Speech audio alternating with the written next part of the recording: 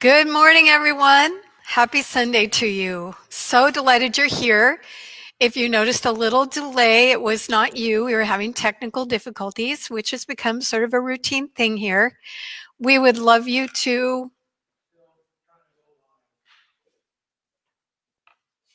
enjoy the music of Amber Darling.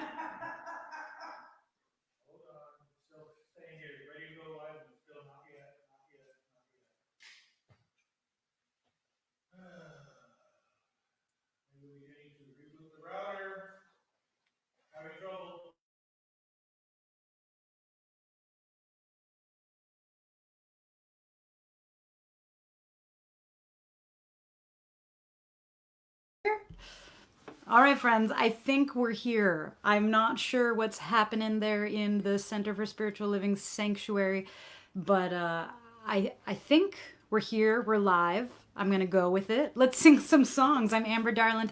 I'm the music director here at the Bellingham Center for Spiritual Living. Let's sing I Am Blessed this morning. I am blessed. I am blessed. Every day of my life, I am blessed, blessed, blessed, blessed, blessed. When I wake up in the morning, or I lay my head to rest, I am blessed. I am blessed. I am free. I am free.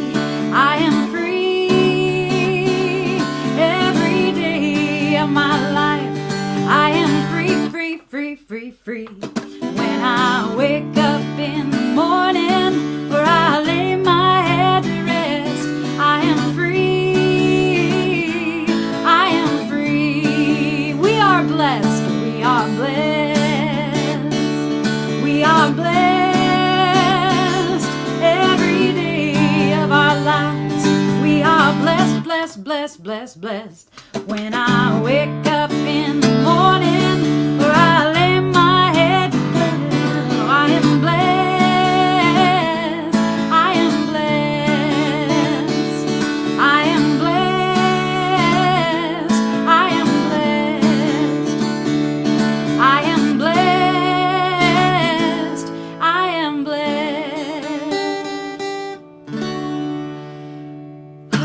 Well, good morning, friends. If you are out there in the ethers, on the internet right now, you're on social media, take a minute to say hello to some of our friends out there.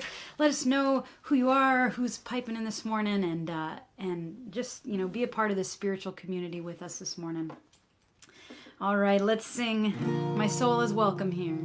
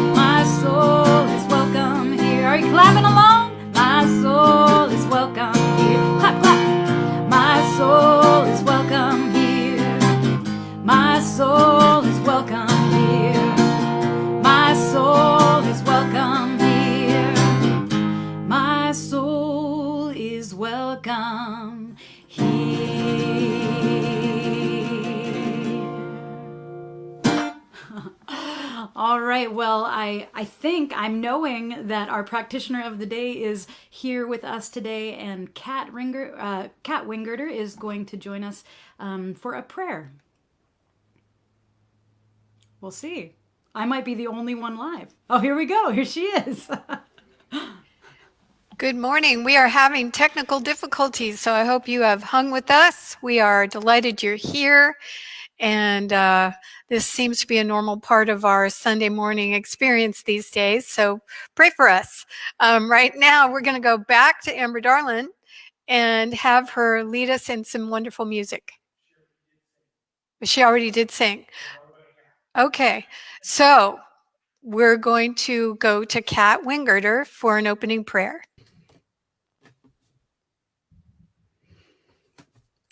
Good morning, everybody. It's good to be here. Thank you for being here, being present, and just knowing with us that everything is moving easily and effortlessly, flowing through spirit. So please join me in an opening prayer. There is only one love, one life, one joyful presence, here, now, and always. And we are a part of that love. It flows through us, uniting us together, bringing us here as a community, joining together in love and light, in joy and in laughter, bringing our hearts and minds together for one purpose: to become the love of spirit on earth, to be who we are in spirit and in deed. We move through our lives with love, with joy, and with peace in our hearts. Our actions are the actions of spirit, and we are one. We are united in peace and united in love, and we bring that love and that harmony to everyone. We are connected not just through our hearts and our minds, but through the one spirit. And we are connected beyond this community and into the world. Across the globe, hearts and minds unite as one. We bring that peace and that harmony to that connection, lifting everyone all together into the light of spirit. And that light shines forth from us, from our words, from our deeds, from our very presence here and now. We are one. We are spirit. And we are powerful. And I am so grateful for that power flowing through us, uniting us, bringing us together as one mind, as one heart, as one love. And I release these words into the law, knowing that they are so. And so it is. Thank you, Kat. We shall be known by the company we keep, by the ones who circle around to tend these fires. We shall be known by the ones who sow and reap the seeds of change alive from deep within the earth. It is time now. It is time now that we thrive. It is time we lead ourselves into the web. It is time now, and what a time to be alive. In this great turning we shall learn to lead in love. In this great turning we shall learn to lead in love. We shall be known. We shall be known by the company we keep, by the ones who circle around to tend these fires. We shall be known by the ones sow and reap the seeds of change alive from deep within the earth. It is time now. It is time now that we thrive. It is time we lead ourselves into the well. It is time now, and what a time to be alive. In this great turning we shall learn to lead in love. In this great turning we shall learn to lead in love. It is time now. It is time now that we thrive. It is time we lead ourselves into the well. It is time now, and what a time to be alive. In this great turning we shall learn to lead in love. In this great turning we shall learn to lead in love.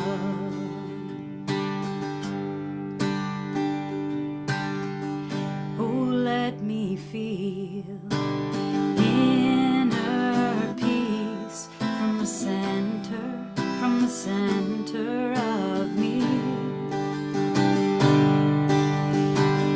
Oh, let me feel inner peace from the center of me. Let's sing that again. Oh, let me feel inner peace from the center of me. Oh, let me feel inner peace from the center of me. My heart is open. My heart is open. I am awake. There is a knowing of love, love, love. My heart is open. I am awake. There is a knowing of love, love, love. Oh, let me feel inner peace from the center of me. My heart is open. My heart is open. I am awake. There is a knowing of love, love, love. My heart is open. I am awake. There is a knowing of love, love, love. My heart is open. I am awake. There is a knowing of love, love, love. One more time. My heart is open. I am awake. There is a knowing of love, love, love. Oh, let me feel inner peace from the center of me.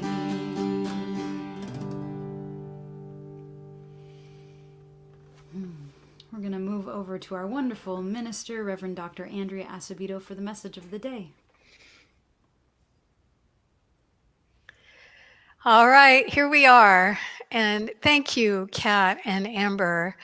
Amber, those two songs together were just magnificent lead-ins to what I wanted to talk about today. My topic today is the field of love, and it falls under the category of our monthly theme, which is the power of diversity, and the larger yearly theme of who do we choose to be. And that question, who do we choose to be, is a really important question. and we're examining it all year long. Today, I wanted to speak a little bit about where I am and where I'm inviting you to be in the great turning that's happening right before our very eyes as we live our daily lives. So, I wanted to share with you some of the things that have happened for me this week. I'm in a couple of book studies, and there are a lot of people that are slightly older than me. Were very involved in the civil rights movement in the 60s. And many of them are expressing, and maybe you're one of them, a great deal of discouragement that all of the work that they channeled into that movement doesn't seem to have paid off. And I have quite a different view about that. And it goes back to something I learned in grad school when I was training to be a therapist. It was something I didn't really know until then, but it applies to this time and to civil rights and to the spiritual path, actually. So I was taking a class on addictions. And the professor was someone who was in recovery and had been for decades. And she was very, very good at teaching those of us who had never struggled with addiction how to understand it. And so one of the things she started talking about was the journey of recovery. And she said, you know, most of you in this room who have not had any deep addiction issues may think that when someone goes into recovery from an addiction and then they relapse, that that's a terrible thing. And she said, and actually many addicts feel that way as well. But she said, actually, what we know now from all of our research in neuropsychology is that every time someone goes into recovery, even if they relapse, but then return to recovery, it doesn't matter how many times that happens. Each time that happens, they're building part of a new neural net that will ultimately take them into recovery as a lived experience daily. And so she said, for those of us who have recovered and relapsed, there is a great deal of hope in understanding that this builds the neural net and will ultimately, if we keep going back to recovery, lead us to a new freedom within the disease. So I was thinking about that when I was listening to my elders talk about their discouragement in all the work that they had poured into the civil rights movement of their day and all the work that they had done to try to bring equity and justice into our society. And I was thinking, well, in a way, it's sort of like that. It's sort of like, well, it's not that all of that work was for nothing. Actually, all of that work created a pathway that we now are able to walk forward in, create a longer, better pathway from what was started. And I was sharing this in one of my book clubs, book groups, book studies, and a younger woman in the study named Price was saying, oh, that's so true. She said, you know, I was out the other day. She has the great fortune to be living on a piece of land. And the land is mostly wild, but through the centuries, this land has been a kind of a pass-through from one part to another part of the world. And so she was out on one of the many paths that had been established, who knows, centuries ago.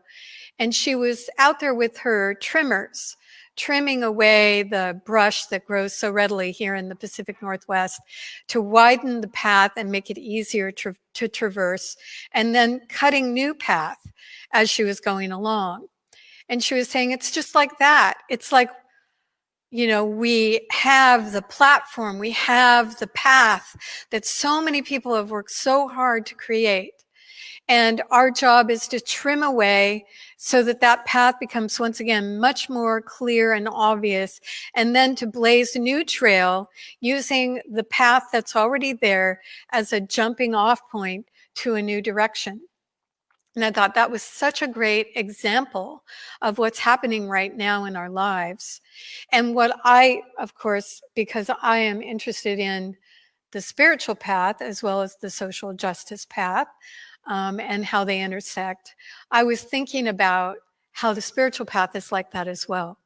That all of us, all of us have or should have deep appreciation for the ones who came before, that gifted us the knowledge and the understanding, the spiritual depth, the spiritual thought that has illumined our lives and allowed us to awaken inside of our own selves and in the world. So appreciation for the ones who have come before. And also being very conscious that our job now as spiritual beings, sacred humans, is to make sure that we're clipping away the things that distract us from moving clearly on a spiritual path of grace. So we trim away the things that are um, things that could hold us back. And I don't know if you've ever been out there with a trimmer, but sometimes you hit a really thick branch and you have to actually really work hard to lop that thing off. And on the spiritual path, that's true as well. On the social justice path, that's true as well. There are very thick branches of resistance, of misunderstanding, of distractions that would get in the way of traversing the path with ease. And we need to be diligent in working with our spiritual lives and all the ways we show up in the world to make sure that we're creating the path wider and clearer so that we can walk freely in our spiritual life and every other way we express. But then we also need to recognize, and it's one of the things that as a grandmother I'm very sensitive to, that we're actually clearing the path for those who will come after us. That this is not a sprint that we're in, spiritually speaking, or in any other way, that this is a marathon. And as part of our diligent spiritual work in our own lives, what we create is a pathway for our children, our grandchildren, and those who will come after us that we don't even know. And so the work we're doing is very, very powerful. Even though it can look as though it doesn't make a difference, it actually really does. And then the question I was working with when I chose the theme, the field of love, was the question of where this path leads. And for me, there's been no question that the path leads to a place in heart and mind that is only love. And that may sound sappy or something to you, but honestly, this is the point of all that we're doing. And so I brought forward to you a bunch of different sayings that talk about the field of love. And so, of course, the most famous one recently for many of us is from Rumi. And it's actually been a little bit overdone, said so many times you may be sick of hearing it. But Rumi, the mystic Sufi, is evidencing, he's speaking to the place he is residing in as a mystic. And this is what he says. Think about it from your own life. Out beyond ideas of wrongdoing and right doing, there is a field. I'll meet you there. When the soul lies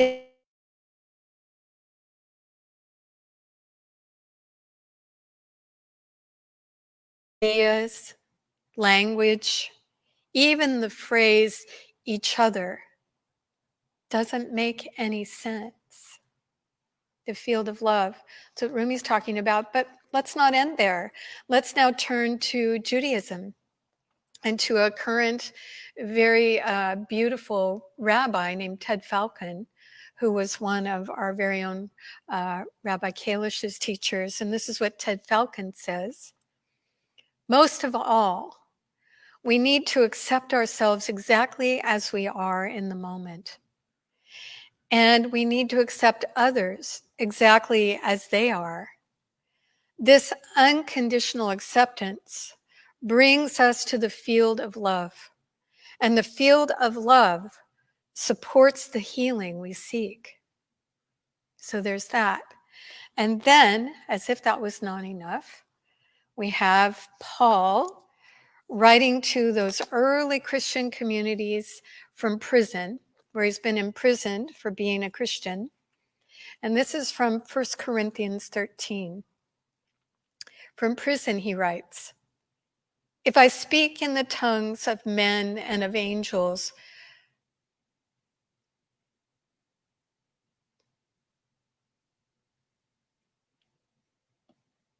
but have not love, I am a noisy gong or a clanging cymbal.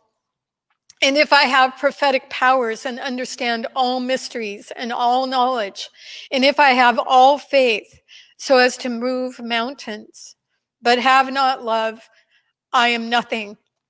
If I give away all I have, and if I deliver my body to be burned, but have not love, I gain nothing. Love is patient and kind." And he goes on from there. Sort of a Nelson Mandela of the early Christian era. So the Buddha also has much to say about this. And so I'll give you this as well, because it's everywhere, this understanding of the power of love. "Just as a mother loves and protects her only child at the risk of her own life, we should cultivate boundless love to offer to all living beings in the entire cosmos. We should let our boundless love pervade the whole universe, above, below, and across. Our love will know no obstacles. Our heart will be absolutely free of hatred and enmity. Whether standing or walking, sitting or lying, as long as we are awake, we should maintain this mindfulness of love in our own heart. This is the noblest way of living." So the field of love is not just an abstract. It's a lived experience that you and I can have. And the question is how to move from where we are on the path into that field. And of course, for me, the interest is, and then stay there. Stay in that state of consciousness, that state of being that Ernest Holmes called the greatest experience of a sacred human's life, the expression of love, whether standing or lying or walking, no matter where we are. Holmes actually said the life that has not loved has not lived, and I agree with that. And so the quest for me, when I ask myself, who do I choose to be, with the understanding of the power of diversity, is I choose to be one who looks out from the field of love, seeing that love is that healing power that, when grounded in it myself, gives me the strength and the wisdom to move forward into action in ways that will bring love more fully into the world. One of the things that I'm seeing, that you and I have seen for all the time we've been on the planet, perhaps, is that there's a mistaken idea that somehow anger and hatred will move things forward. And I don't believe that that's true. I've lived long enough on the planet where whenever I've seen divisiveness, anger, hatred offered out into the world, rather than clear the path, it clouds the path. It creates diversions and different ways of separation instead of inclusivity and the opportunity to work together. So in this really amazing time that we're living in, where we have the opportunity to deeply look into our own hearts and minds, rooting out those mistaken ideas that somehow hatred would be a force for good in the world, rooting out the places that are of anger, and instead watering the seeds in us of compassion, loving kindness, the ability to offer ourselves from a grounded place of love and centered place of action. When we're in this great turning, these things are incredibly important and place us squarely in consciousness in the middle of that field that all of these traditions speak to. I haven't even named all of them. And so for me, the work I have is to find a way to continue to be grounded in love while moving forward in action, looking deeply into my own heart and taking action to root out anything that is not accurate or clear, and then taking action in the world as I discover the wisdom that love brings to me. Rather than end with a prayer today, I'd like to end with a poem. It's a poem that was written by Rafael Jesus Gonzalez. It is a poem that speaks to love in the romantic sense, but also love in action. And I leave you with this because to me, this is my stance in working in the field of social justice as well as the field of love in general. Oh, the distance between us is holy ground, to be traversed feet bare, hands raised in a joyous dance, so that once it is crossed, the tracks of our pilgrimage shine in the darkness, and light are coming together in a bright and steady light. Oh, the distance between us is holy ground. I believe that's true. And I invite you to traverse that ground, meeting with others, and knowing that as we walk that pilgrimage, a bright and steady light is shown into this beautiful world of ours. Blessings to you this day. Let me tell you a few announcements as we move forward into our last song. Here in Whatcom County in Washington, we are in a moderated phase 2, which to us means that we can gather in small groups of 5 outside of our family. And so I'm taking the step to initiate with some of my practitioner friends various small gatherings here in our upper meadow. We have the beauty of a campus that has upper and lower meadows and beautiful trees. And so we want to invite people back very carefully into joining together. So in August, we're having a series of small garden parties. The first of these begins on August 4th. And to get a complete list, I would invite you to sign up if you haven't already for Constant Contact. And for those of you who already are receiving our email announcements once a week, I invite you to open those announcements because you'll see a whole list of different opportunities for you to be involved. The garden parties we're requesting because they have to be so small that you only sign up for one right now until we get a feel for how many people would feel comfortable coming.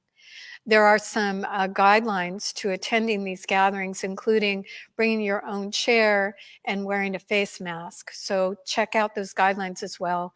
And if you would like to reserve, we would ask you to email the center at info@csl-bellingham.org rather than call us on the phone. That will allow us to track who's signed up for which of the parties. Parties is a general term for spiritual stuff that we're going to be doing. So feel free to sign up if you feel safe doing so. We'd love to have you here. And we will continue to offer live streaming with no technological problems, know that with me now, for the foreseeable future. We also wanted you to know that our recent book study just completed. Thank you to Heather Smith and Joanne Allison for leading that book study on So You Want to Talk About Race. And if you haven't read that book, it's really a good book. And we're moving now into another book study that will begin Wednesday, August 19th. This is a 6-weeker, and it is based around the book How to Be Anti-Racist. And Actually, this is a fabulous book, and there's a workbook that goes with it. Highly recommend that if you would like to join us, no matter where you are on the planet, you can join us because we'll be conducting this by Zoom. And so again, you'd want to email the center office at CSL, info at csl-bellingham.org to get onto the Zoom list for that book study that begins on Wednesday the 19th. That book study is going to start at 5:30 and go to 7 o'clock, so an hour and a half. I want to thank you for your donations as the pandemic wears on and as we move more and more into new habituated ways of being with it.